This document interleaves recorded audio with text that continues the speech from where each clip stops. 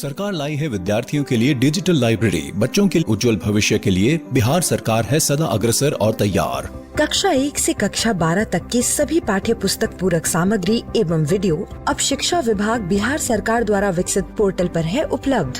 अध्ययन सामग्री देखने के लिए BEPCLots.bihar.gov.in पर विजिट करें अथवा एंड्रॉइड मोबाइल पर गूगल प्ले स्टोर से E-Lots ऐप डाउनलोड करें। शिक्षकों, अभिभावकों एवं बच्चों से अनुरोध है कि इस ई-लाइब्रेरी का। हेलो बच्चों, कैसे हैं आप? जैसा कि आपको पता है, अभी हमारे स्कूल बंद हैं और हम लोग अपनी पढ़ाई मेरा दूरदर्शन मेरा विद्यालय के माध्यम से कर रहे हैं। इस कार्यक्रम में हम लोगों के लिए रोजाना शाम 4 बजे से 5 बजे क्लास 3 से 5 की पढ़ाई होती है, जहां हम मज़ेदार ढंग से अपनी पढ़ाई करते हैं और नई नई बातें सीखते हैं। साथ ही ज़रूरी बातों को अपनी कॉपी में नोट भी करते हैं। और यह सब होता है अपने मम्मी, पापा और घर के अन्य बड़ों के साथ बैठकर। तो तैयार है ना आज भी अपनी कॉपी और कलम के साथ? अब चलिए देखते हैं आज हम लोग क्या क्या सीखने वाले हैं। आज हिंदी की कक्षा में फिर खुलेगा कहानियों का खजाना और हम लोग देखेंगे एक कहानी जिसका नाम है बिंटी सब जानती है। फिर शब्द खेल में समझेंगे नए नए शब्दों को। उसके बाद पढ़ाई करेंगे समानार्थी शब्दों को शब्द ज्ञान में। फिर चलेंगे अपने दोस्त गणित के पास और जानेंगे गुणनखंड के बारे में।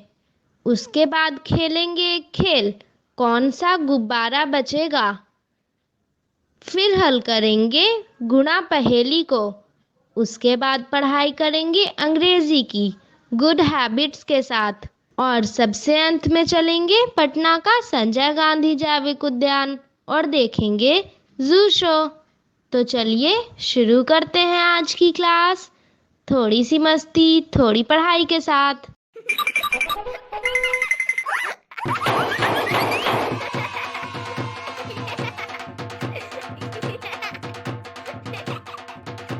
हेलो बच्चों, थोड़ी सी मस्ती और थोड़ी पढ़ाई के इस एपिसोड में आप सभी का स्वागत है। मैं आशा करती हूँ कि ये एपिसोड सभी बच्चे अपने माता पिता और अपने भाई बहन के साथ देख रहे होंगे। हमारा प्रोग्राम तो घंटे भर में खत्म हो जाता है, पर घर पर मस्ती और पढ़ाई तो जारी रहनी चाहिए। तो चलिए इसी बात पर शुरू करते हैं आज का प्रोग्राम।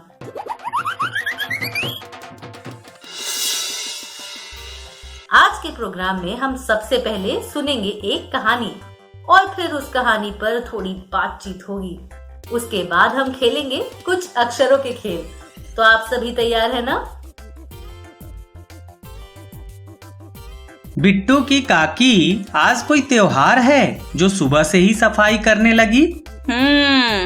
आप भी ना, घर की सफाई तो समय समय पर करते रहना चाहिए। बात तो सही है, चलो मैं भी सफाई करने में तुम्हारी मदद करता हूँ। अच्छी बात है।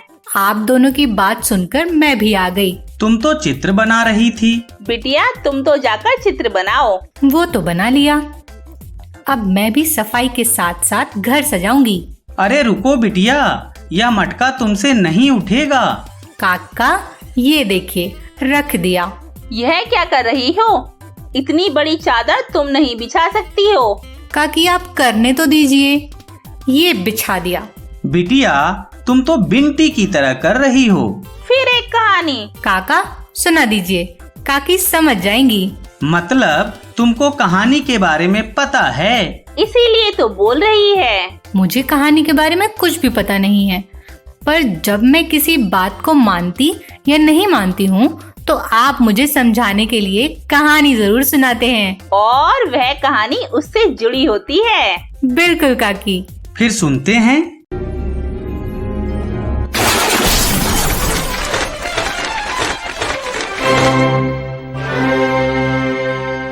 अब आप सुनिए तृप्ति से कहानी बिंटी सब जानती है।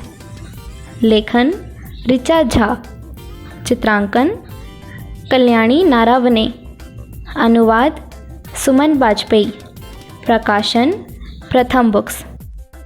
साभार स्टोरी वीवर। बिंटी सुबह उठी तो उसे लगा कि उसके अंदर इतनी ऊर्जा है कि वह कुछ भी कर सकती है। घर में हर कोई व्यस्त था।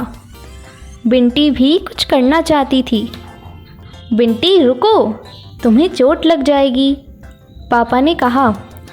मैं कर लूँगी पापा, बिंटी ने कहा। सीढ़ी से उतरकर बाहर भागते हुए उसने दादी के लिए एक डिब्बे में कुछ बिस्कुट भर लिए।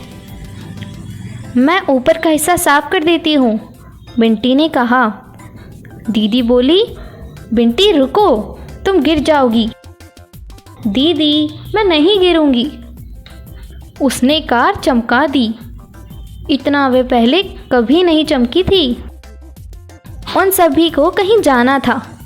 बिंटी को दादी का तैयार होना अच्छा लगता था। मम्मी ने वह घड़ी निकाली जो दादी ने बिंटी को उपहार में दी थी। बिंटी को वह घड़ी पहनना पसंद नहीं था क्योंकि वह उसे चुभती थी, पर आज बिंटी ने मुस्कुराकर घड़ी पहन ली।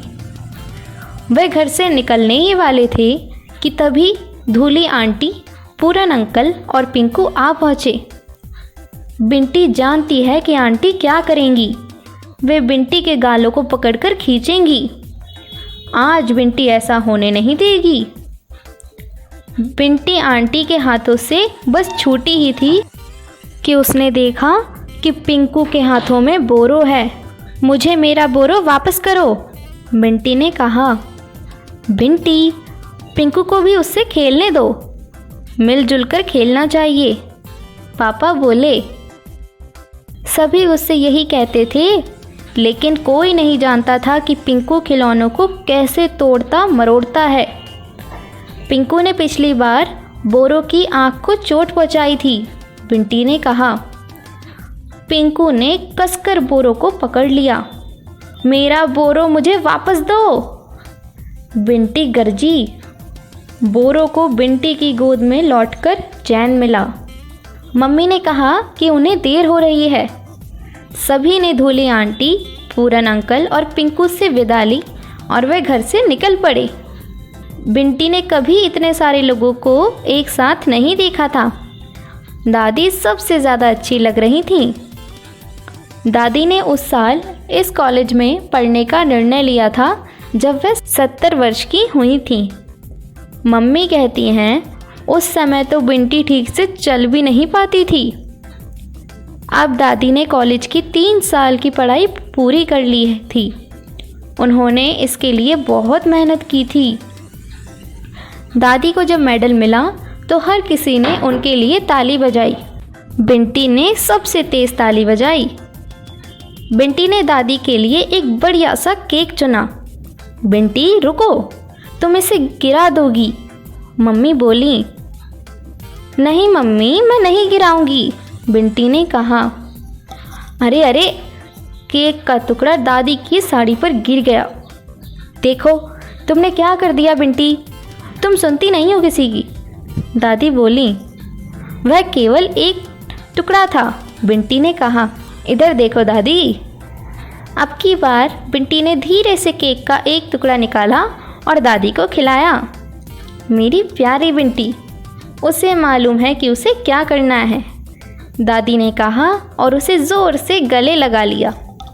क्यों काकी, अब तो आपको पता चल ही गया होगा कि बच्चे भी बहुत कुछ कर सकते हैं। पर जो करने लायक काम हो वही करना चाहिए। जी बिल्कुल। बिट्टू, यह बात तो बच्चों को भी समझ में आ गई होगी। फिर बच्चों को भी कुछ प्रश्न बता ही दो।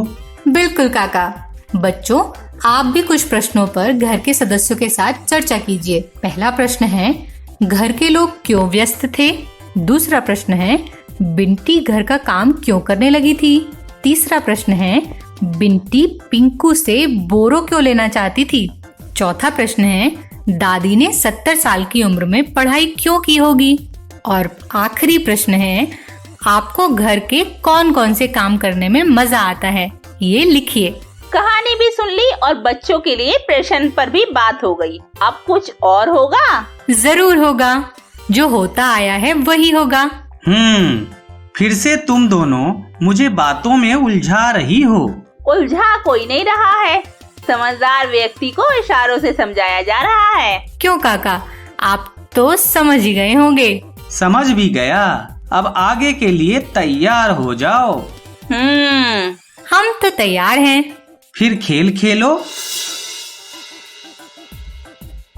दोस्तों, शुरू करते हैं खेल जिसका नाम है शब्द खेल। चलिए खेलते हैं इस खेल को। कैसे खेलेंगे? आपको एक शब्द सुनाई देगा, उसे ध्यान से सुनकर सही उत्तर चुनें। पहले प्रयास में सही उत्तर चुनने पर कार आगे निकल जाएगी और आपको 10 गुण मिलेंगे। दूसरी बार प्रयास करने पर अगर आपने सही उत्तर चुना तो आपको 5 गुण मिलेंगे। गलत उत्तर चुनने पर एक अलग कार पीछे से आकर आपकी कार से टकरा जाएगी। हर राउंड में आपको 5 शब्द मिलेंगे। शब्द को फिर से सुनने के लिए आप साउंड आइकन पर क्लिक कर सकते हैं। समझ गए? अब हम खेलते हैं। खोट। खोट, हमें ढूंढना है खोट। खोट, अरे वाह, ये तो सबसे ऊपर नीले रंग की कार पर लिखा है।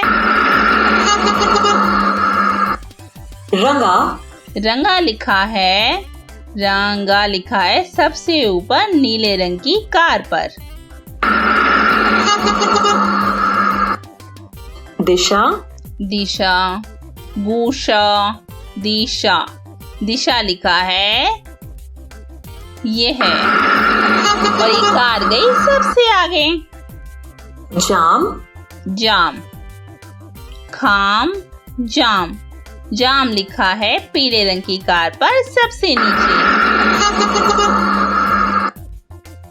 शोक। शोक, शोशी, शोक।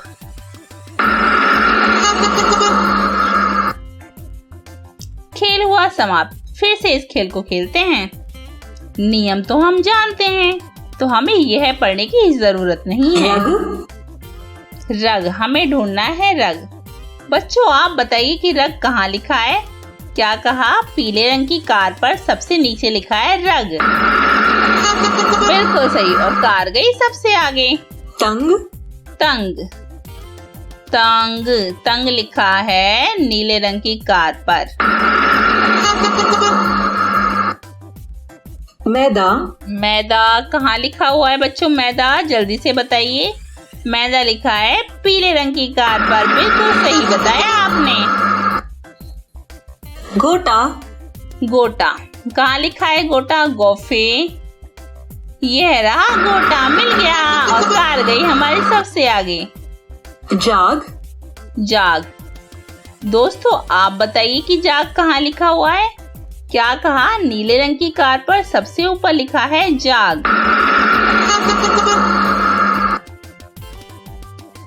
फिर से खेलते हैं। खिला। खिला, हमें ढूंढना है खिला।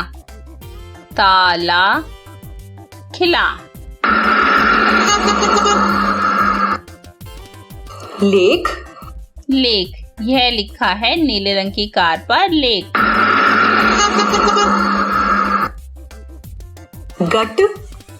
गट, खुला। खुला, खुला। किन। कहाँ लिखा हुआ है बच्चों किन? क्या कहा? सबसे ऊपर नीले रंग की कार पर लिखा है किन। बिल्कुल सही जवाब, और कार गई सबसे आगे। खेल हुआ समाप्त। अभी इस खेल को यहीं रोकते हैं, और खेल को खेलने में पर खूब मजा आया, और आपने मेरी खूब मदद भी की। क्यों बिट्टू की काकी और बिट्टू? बहुत खूब। कमाल हो गया काका, सही शब्द को पहचानने में गाड़ी तेजी से भाग गई। जब गाड़ी आगे निकल गई तो हम लोग भी आगे निकलते हैं। पर जाना कहाँ है? जाना है, पर बाहर कहीं नहीं, दूसरे खेल की तरफ। आप समझी? फिर समझदार व्यक्ति के लिए तो इशारा ही काफी होता है। ठीक है, खेलते हैं खेल जिसका नाम है शब्द ज्ञान समानार्थी। वाह काकी। दोस्तों शुरू करते हैं खेल जिसका नाम है शब्द ज्ञान समानार्थी शब्द। समानार्थ वाले शब्दों की जोड़ी बनाइए। हमें समान अर्थ वाले शब्दों की जोड़ी बनानी है। व्यर्थ का समान शब्द क्या होगा? बेकार। दोस्त, मित्र, बिल्कुल सही, दोस्त को हम मित्र भी कहते हैं। चित्र को फोटो भी कहा जाता है और गाय को गौ माता भी। अरे वाह, अब बढ़ते हैं आगे। कपड़ा। हाँ, मैंने सुना है कपड़ा को बहुत सारे लोग वस्त्र भी कहते हैं। तो कपड़े के समान अर्थ वाली जोड़ी है वस्त्र। जल, पानी, गणेश को एक दंत। अब शरीर। अरे वाह, अब बढ़ते हैं आगे। पुत्र, बेटा, बिल्कुल सही, पुत्र को बेटा कहते हैं। नया, नूतन। नया और नूतन दोनों का अर्थ एक ही होता है।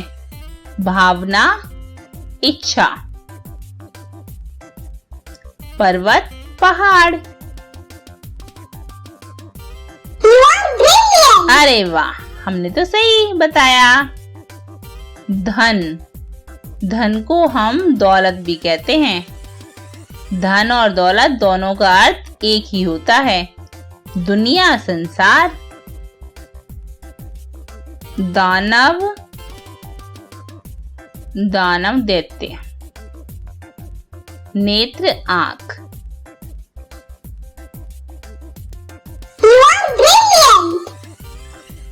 बादल, जलधर। चांद, चंद्रमा। चांद कहो या चंद्रमा, है तो एक ही चीज। आग, आग, अग्नि, अनल, ये सब एक ही के नाम हैं। नमन।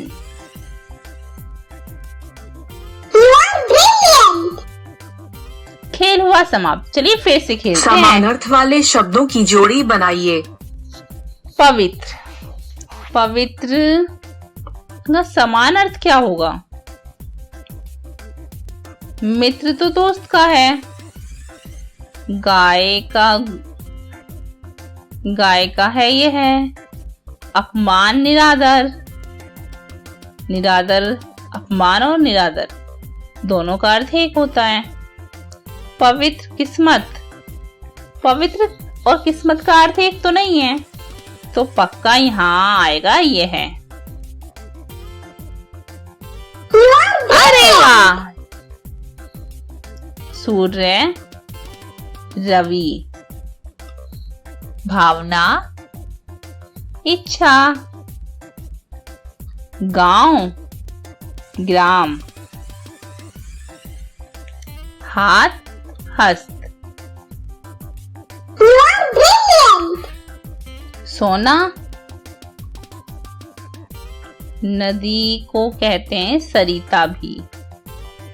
माँ, अम्बा। बाल को केश कहते हैं। किताब, पुस्तक। किताब और पुस्तक दोनों का अर्थ सेम है। खून, रक्त। सुना ना आपने, हम तो अक्सर सुनते हैं रक्त दान करना है, मतलब खून का दान। धन, दौलत।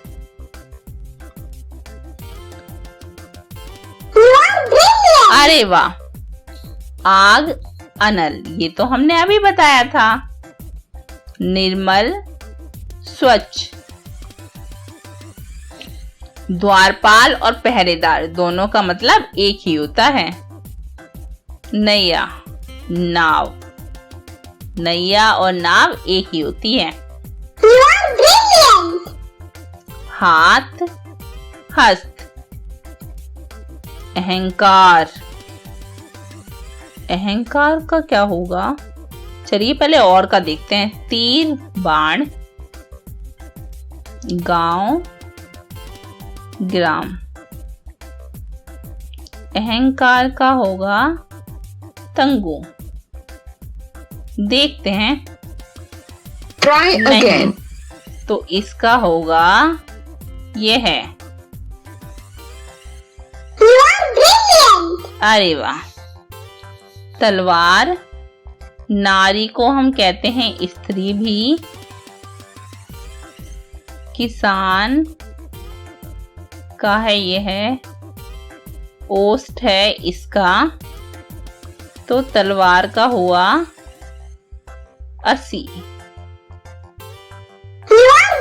अरे वाह, तलवार का तो मुझे आज नया नाम पता चला। जगत, संसार, शिक्षक, अध्यापक, शिक्षक और अध्यापक दोनों का अर्थ सेम है। आंख, नयन, देखते हुआ राक्षस का। खेल हुआ समाप्त और हमें बहुत सारी जानकारी भी मिली। तो मेरे साथ खेलने के लिए, बहुत सारी जानकारी इकट्ठा करने के लिए आप सभी बच्चों का बहुत बहुत धन्यवाद। वाह, एक ही शब्द के अलग अलग नाम जानकर मजा आ गया। बिल्कुल काका। आखिर मान गए आप क्या कि मैं भी समझदार हूँ। बच्चों, आप भी कुछ शब्द लिखिए और उनके समानार्थी शब्द पता कीजिए। कोरोना वायरस का खतरा होगा कम जब हाथों को बार बार धोएंगे हम।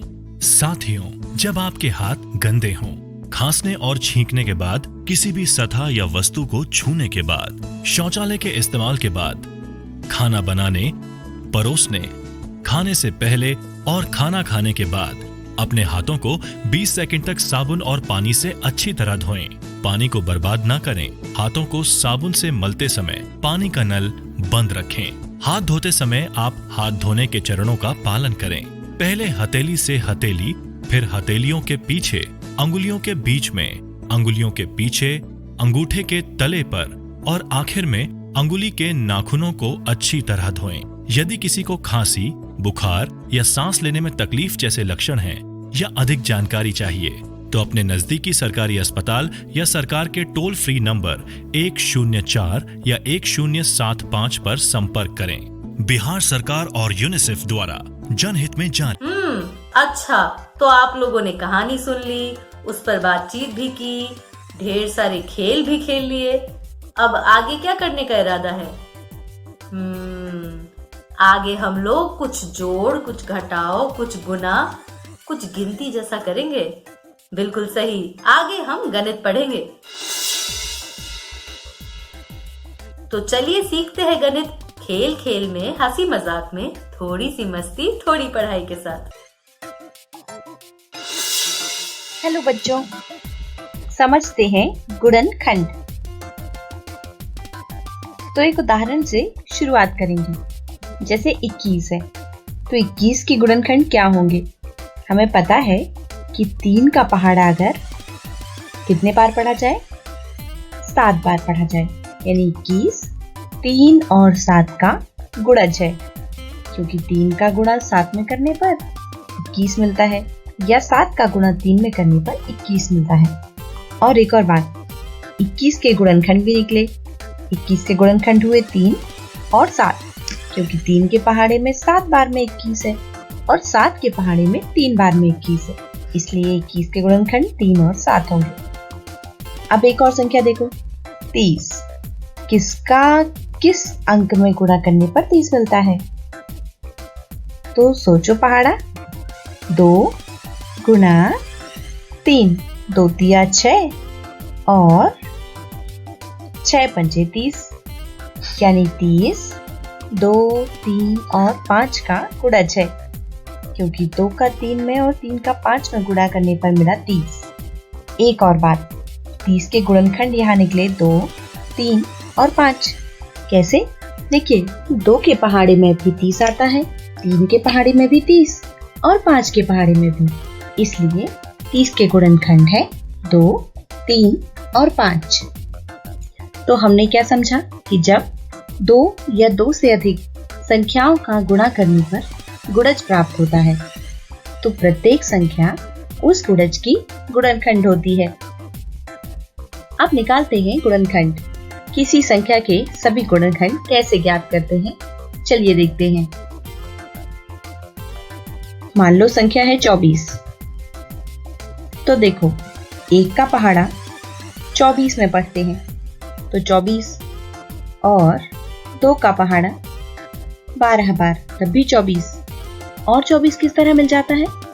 तो 3 का पहाड़ा 8 में बढ़ने पर भी 24 आता है, और 4 गुना 6 भी 24 ही होता है, और 6 गुना 4 भी 24, और इसी तरह 8 गुना 3 24, और 12 गुना 2 भी 24 होता है, और 24 गुना 1 24 होता है। इसका मतलब 24 के गुणनखंड क्या निकले?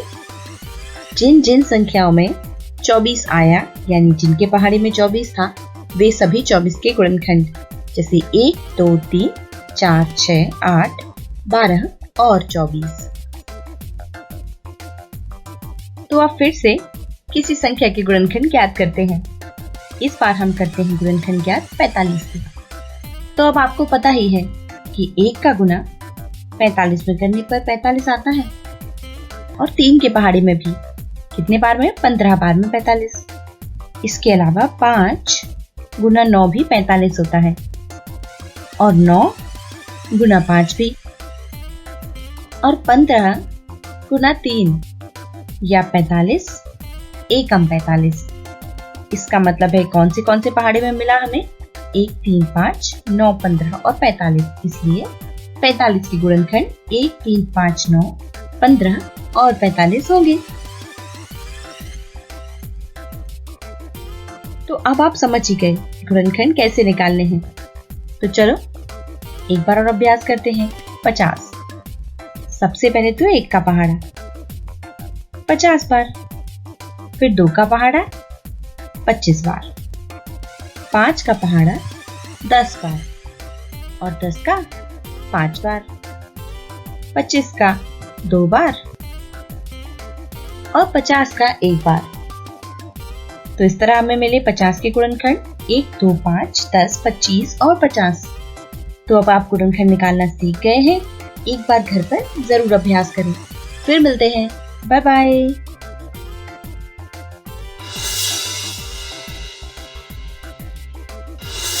हेलो दोस्तों, तो एक मजेदार खेल के साथ फिर से तैयार हो जाओ कुछ सीखने के लिए। इस बार खेल का नाम है कौन सा गुब्बारा बचेगा। ये जो आप गुब्बारे देख रहे हैं, इनमें से हमको बताना है ये कौन सा गुब्बारा बचेगा। हाँ भाई, तो आपको यहाँ गुब्बारों पर संख्याएं दिख रही हैं। आपको ऐसे सभी गुब्बारों को फोड़ना है जो 15 के गुणनखंड हैं। चलो बंटी, बताओ कौन सा गुब्बारा है जो फूट जाएगा। पहले मैं ये वाला गुब्बारा फोड़ता हूँ। ये वाला गुब्बारा तो फूटा ही नहीं। हाँ, यह नहीं फूटा, मतलब यह संख्या 15 का गुणनखंड नहीं है। अब मैं इस वाले गुब्बारे पर निशान लगाकर देख। ये वाला गुब्बारा तो फूटा नहीं। हाँ, तो यह क्यों नहीं फूटा?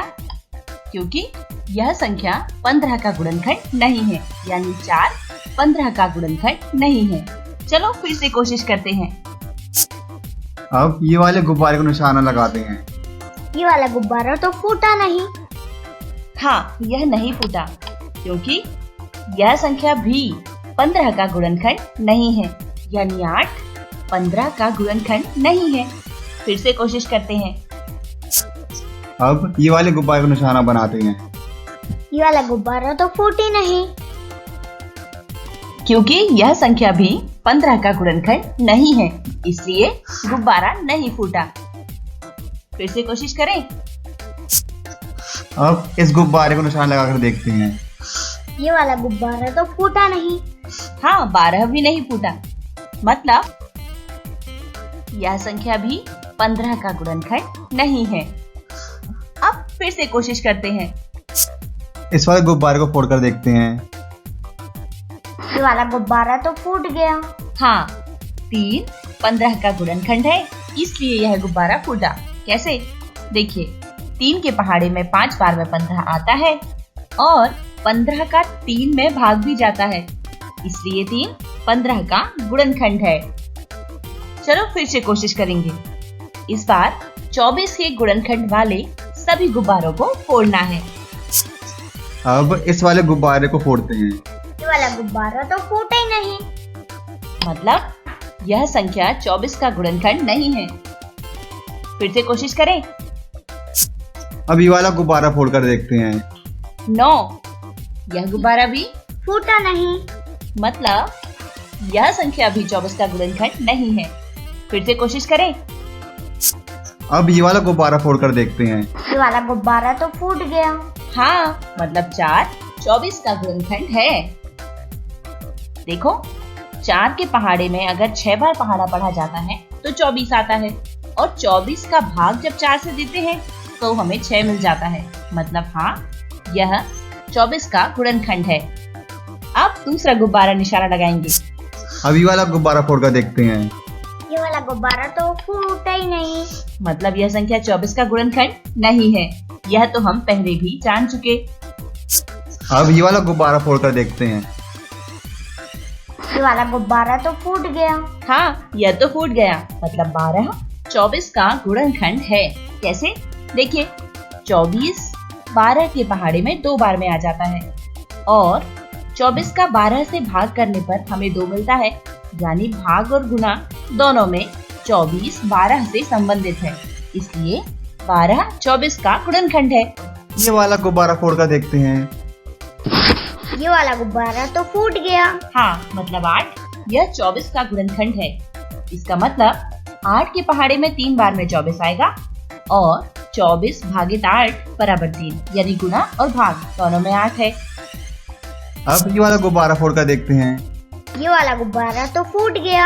हाँ, मतलब 6, यह 24 का गुणनखंड है। देखिए, 6 चौके 24, और 24 भागित 6 बराबर 4। तो दोस्तों, अब 7 के गुणनखंड वाले सभी गुब्बारों को फोड़िए। अब ये वाला गुब्बारा फोड़ते हैं। ये वाला गुब्बारा तो फूटा ही नहीं। यह नहीं फूटा, मतलब यह संख्या 7 का गुणनखंड नहीं है। फिर से कोशिश करते हैं। ये वाला गुब्बारा फोड़ते हैं। अब ये वाला गुब्बारा तो फूट गया। हाँ, ये तो फूट गया। यानी 7, यह 7 का गुणनखंड है। देखो, 7 एकम 7, और 7 भागित 7 बराबर 1, यानी गुना भी हो जाता है और भाग भी चला जाता है। तो 7 7 का गुणनखंड है। और इस तरह ये देखो, हमें हमारे पहेली का जवाब मिल गया। ये गुब्बारा बचा, गुब्बारा है 9। तो हम फिर मिलेंगे दोस्तों मजेदार खेल के साथ। Bye bye. Bye bye.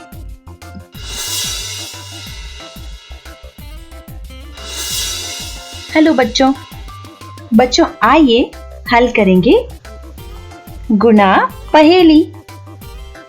तो चलो देखते हैं जल्दी से हमारी पहेली क्या है। गुणा पहेली नंबर 1 ये रही। तो इसमें हमें किसकी आवश्यकता है? पहाड़ों की। और पहाड़े तो आपको आते हैं, अगर नहीं आते तो पहाड़ा लेकर बैठ जाइए और जल्दी जल्दी उत्तर बताइए। तो शुरू करते हैं हमारी पहेली। 2 गुना 2 यह कितना होगा? 2 का पहाड़ा 2 बार पढ़ना है। 2 गुना 2 बराबर मिलेगा 4। हो गई एक पहेली हल। अब हल करते हैं कॉलम को। 2 गुना 5, तो 2 पंचे कितने होते हैं? 2 पंचे होते हैं 10। तो यहाँ पर 10 आ गया। अब इस पंक्ति को देखो जो सबसे नीचे है। 10 गुना 6, तो 10 गुना 6 बराबर 10 छक्के होते हैं 60, इसलिए यहाँ पर 60 आया। अब हल करेंगे इस कॉलम को। तो 4 गुना कितने बराबर होंगे 60, ये हमें बताना है। अब इसे कैसे हल करें? तो भाई 4 का पहाड़ा कितने बार पढ़ने पर 60 होता है? लगाओ दिमाग। बिल्कुल सही, 4 का पहाड़ा जब 15 बार पढ़ेंगे तब होगा 60, यानी 15 चौके 60। अब पंक्ति में देखो, 15 गुना 2, तो 15 गुना 2 बराबर क्या होगा? यह होगा 30। बिल्कुल सही, क्योंकि 15 दूनी 30 होता है। अब इस कॉलम में 4 गुना 2 बराबर क्या होगा? तो 4 दूनी होते हैं 8, यानी 4 गुना 2 होगा 8। अब 8 गुना 5, तो 8 गुना 5 यह होगा बराबर में 40। 8 पंचे 40 होते हैं। अब इसे देखो, 4 गुना 5, तो 4 पंचे 20। अब 20 गुना कितने बराबर होंगे? 40। तो 20 दूनी 40, इसलिए 20 गुना 2 होगा 40। देखो, कुछ बचा है क्या हल करने को? नहीं, हमने सारा हल कर लिया है। तो अब गुणा की ये दूसरी पहेली हल करो, इस बार थोड़ा जल्दी। सबसे पहले कॉलम पर 3 गुना 8, तो 3 8 24। अच्छा, अब पंक्ति में देखो, 3 गुना 2, 3 दूनी होते हैं 6। बिल्कुल ठीक। अब नीचे वाली पंक्ति पर 24 गुना 2, यह बराबर में कितने होंगे? तो 24 दूनी 48। अब यहां देखिए दोस्तों, 6 गुना कितने बराबर होंगे? 48। तो 6 8 48। अब 8 गुना 2 देखते हैं, तो 8 दूनी होते हैं 16। अब 5 गुना 2, तो 5 गुना 2, 5 एकम 5, 5 दूनी 10। और अब पंक्ति को हल करते हैं। 5 गुना 3 बराबर 15।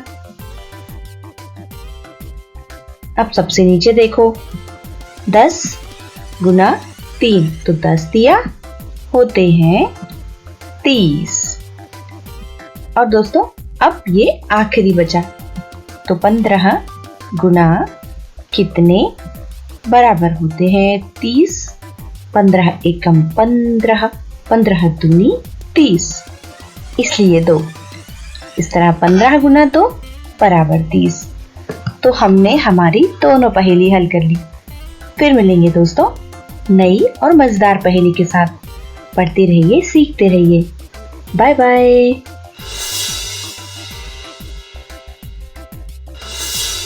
हेलो बच्चों, चलिए हल करते हैं अभ्यास के लिए गुणा के सवाल। 8 गुना 7 बराबर कितना होगा? सोचो और फिर जवाब दो। ये रहा अगला सवाल। 9 गुना 3, यानी 9 का पहाड़ा 3 बार, या 3 का पहाड़ा 9 बार। पढ़ो और फिर उत्तर इस प्रश्नवाचक चिन्ह के स्थान पर लिखो। बढ़ते हैं अगले सवाल की ओर। 15 गुना 9 बराबर कितना होगा? यहाँ लिखिए। 9 का पहाड़ा, या तो आप 15 का पहाड़ा 9 बार पढ़ दीजिए, या 9 का पहाड़ा पहले 5 बार फिर 1 बार। आपको हल जरूर मिल जाएगा। चलो अब बढ़ते हैं अगले सवाल की ओर। सवाल दिख रहा है आपको? क्या लिखा है? 10 गुना 8 बराबर कितना होगा? यह सबसे आसान सवाल है दोस्तों, क्योंकि इसमें इकाई पर है 0। जब इकाई पर 0 हो तो वो सवाल करना सबसे आसान होता है। आप इसे जल्दी से हल कीजिए। अगला सवाल देखते हैं। 7 गुना 9 बराबर कितना होगा? यह भी बेहद आसान है। 9 का पहाड़ा 7 बार या 7 का पहाड़ा 9 बार पढ़िए और उत्तर लिखिए। ये रहा अगला सवाल। 16 गुना 3, यह कितना होगा? तो 3 का पहाड़ा 6 बार, फिर 3 का पहाड़ा 1 बार। पढ़ो और उत्तर लिखो।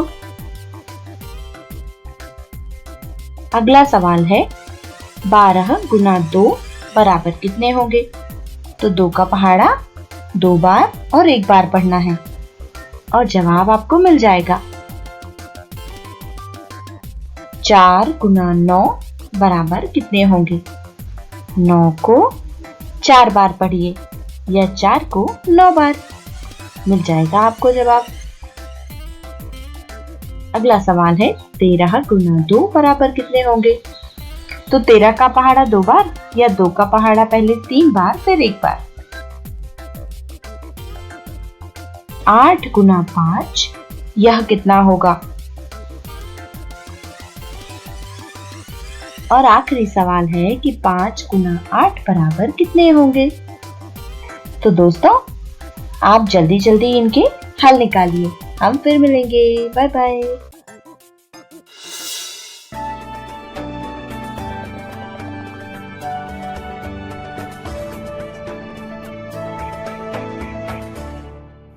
दोस्तों आज का वीडियो बनाया है प्रथम इन्फोटेक फाउंडेशन ने।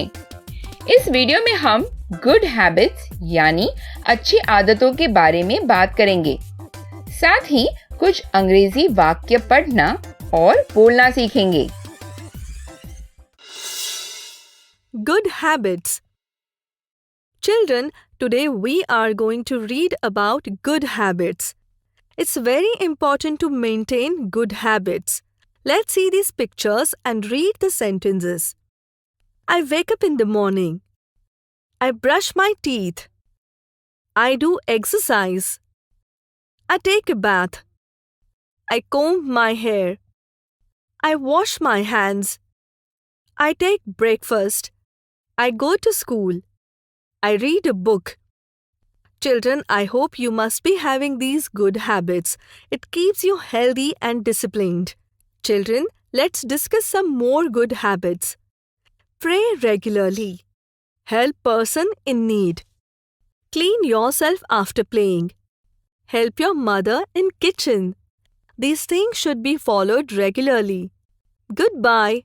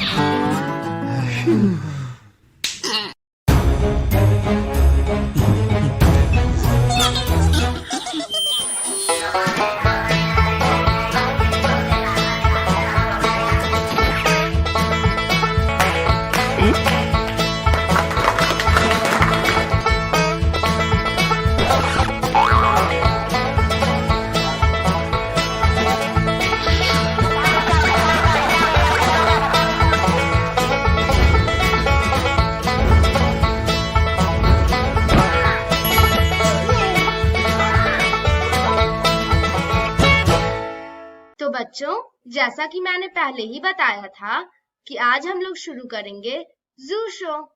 तो चलिए शुरू करते हैं।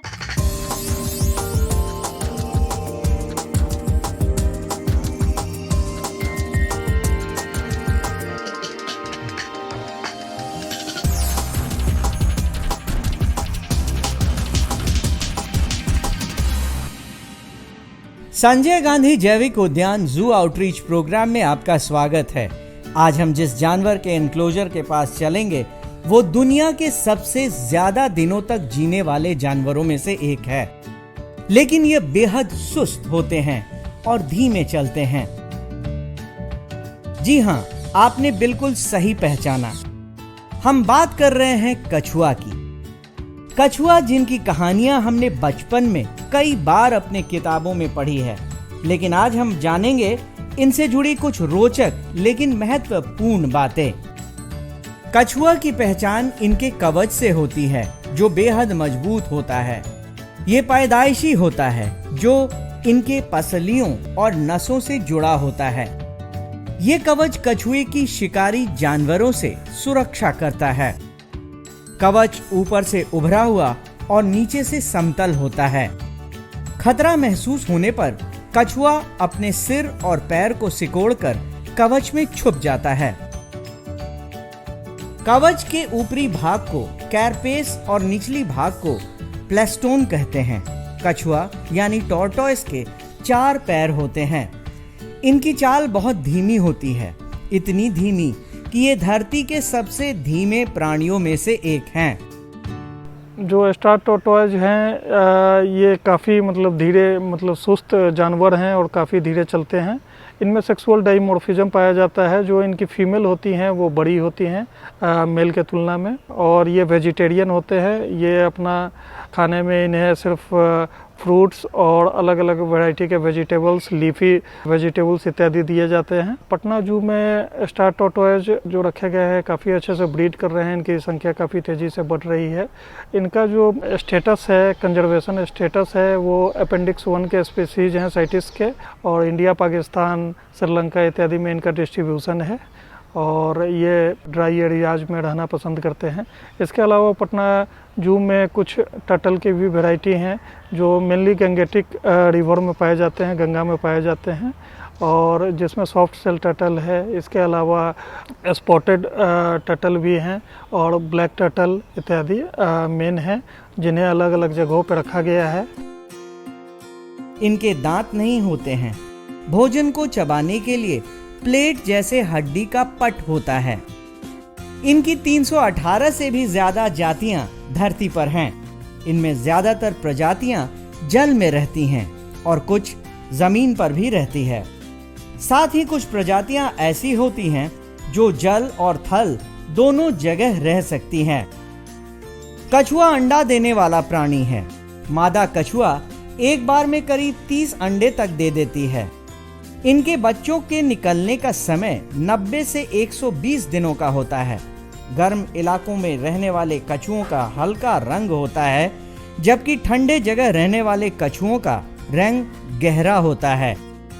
कुछ कछुआ शाकाहारी होते हैं तो कुछ मांसाहारी और कुछ सर्वाहारी। जमीन पर रहने वाले कछुए शाकाहारी होते हैं, जबकि जल में रहने वाला कछुआ मछलियों और घोंघों से अपना पेट भरता है। एक स्वस्थ कछुए का जीवन काल 80 से 100 सालों का होता है। कुछ प्रजाति के कछुए 150 सालों से भी अधिक दिनों तक जीवित रहते हैं। इनका वजन 15 से 54 किलोग्राम तक होता है। जिस कछुए के बारे में हम बात करने जा रहे हैं वो है पानी और ज़मीन दोनों पर रहने वाला कछुआ। उसे हम बोलते हैं इंडियन टेंट टर्टल। इस टर्टल को टेंट टर्टल इसलिए बोला जाता है, अगर आप बहुत गौर से देखेंगे तो इसके कछुए के कैरेपस में, कछुए के ऊपरी भाग को हम कैरेपस बोलते हैं, नीचे वाले भाग को प्लेस्ट्रॉन बोलते हैं। तो इसके ऊपरी भाग के ऊपर में आपको ये लाल रंग का घेरा दिखेगा जो टेंट के जैसा आपको दिखता है, ये कवर करके रहता है, इसलिए इस कछुए का नाम इंडियन टेंट टर्टल रखा गया है। इसके बाद इंडियन पॉन्ड टर्टल या स्पॉटेड पॉन्ड टर्टल्स की बात करते हैं। भारत में सबसे ज़्यादा अगर किसी कछुए की बिक्री अगर होती है पेट शॉप्स में तो इस कछुए का होता है। ये भी शेड्यूल 1 में आता है। इसको पहचानना बड़ा आसान है। इसको अगर आप देखेंगे तो ये इसका बदन काले रंग का होगा और इसके बदन के ऊपर में, इसके बॉडीज़ के ऊपर में आपको पीले पीले धब्बे दिखेंगे। ये काले रंग का होता है, आप देख सकते हैं। मजबूत कवच वाला, हड्डी के कवच वाला ये कछुए होते हैं। ये पानी और ज़मीन दोनों में रह सकते हैं। इसके बाद जिस और कछुए की हम बात करते हैं जो सिर्फ ज़मीन में पाया जाता है, उसे हम बोलते हैं इंडियन स्टार टॉर्टोइज। ठीक है, या इंडियन स्टार टॉर्टोइज बोलते हैं। ये ज़मीन पे रहने वाला कछुआ है। ये पानी में डूब जाते हैं, इनको तैरने नहीं आता है। और आप देख सकते हैं कि ये ज़मीन पे रहने वाले हैं। इनके पैर जो होते हैं काफ़ी मज़बूत होते हैं, क्लॉज बने रहते हैं। और अगर आप इन कछुओं की बात करेंगे तो इनके पैर में झिल्लियाँ बनी रहती हैं। तो ये ज़मीनी कछुए और पानी में रहने वाले कछुओं को आप आराम से अलग कर सकते हैं कि इनके पैर में झिल्लियाँ नहीं होती हैं जो ज़मीन पे होते हैं कछुए। ये शेड्यूल 4 का जंतु है हमारा। विदेशी नस्ल का जो कछुआ है हमारे पास, जिसे रेड ईयर स्लाइडर बोलते हैं, ये भी पेट शॉप्स में काफ़ी मिलते हैं। ये हमारे भारतीय महाद्वीप में नहीं पाया जाता है। इसको पहचानना बड़ा आसान है। रेड ईयर इसलिए बोलते हैं, अगर आप देखेंगे तो कान के पास इसका लाल लाइन आपको दिखेगा, इसलिए इसको रेड ईयर स्लाइडर बोलते हैं। हार्ड कवच का कछुआ होता है और आसानी से पानी और ज़मीन दोनों पर रह सकता है। संजय गांधी जैविक उद्यान में मौजूद ये कछुए देखने में बेहद आकर्षक लगते हैं और अपने इंक्लोजर में ये काफी शांत और स्थिर रहते हैं। वैसे तो ये बच्चों के बीच बेहद लोकप्रिय हैं, लेकिन यहाँ आने वाले हर उम्र के दर्शक इनके इंक्लोजर के पास जरूर जाते हैं। आज के लिए बस इतना ही। कल फिर मिलेंगे पटना जू शो में एक नए इंक्लोजर के पास एक नए जानवर के साथ। तब तक के लिए नमस्कार।